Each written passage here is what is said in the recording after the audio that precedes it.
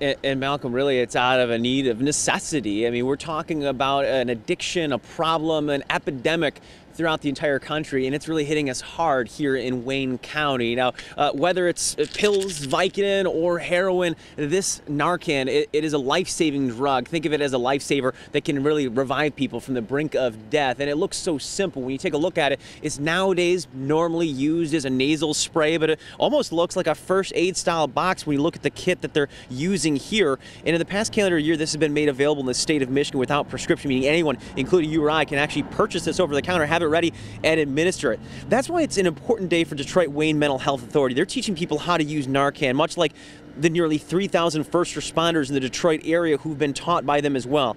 I mentioned earlier necessity. According to the group, we had a recorded nearly 2,000 deaths in the state of Michigan in 2016.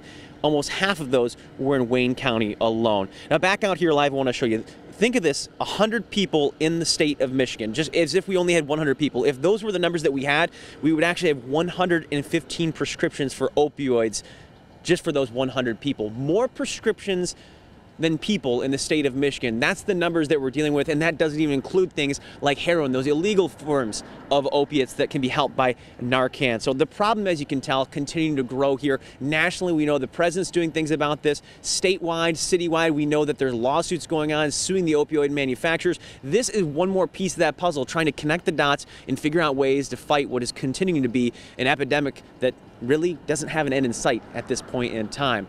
They told me just a little bit ago they're planning to have even more of these because this event was sold out. Too many people showed up. They want to have even more of these down the line. This is something that they're going to try to get in the hands of every single person in Wayne County. It sounds lofty goals, but they really want to get this, nip this in the bud, so to speak, to have less people dying on the streets of the Metro Detroit area.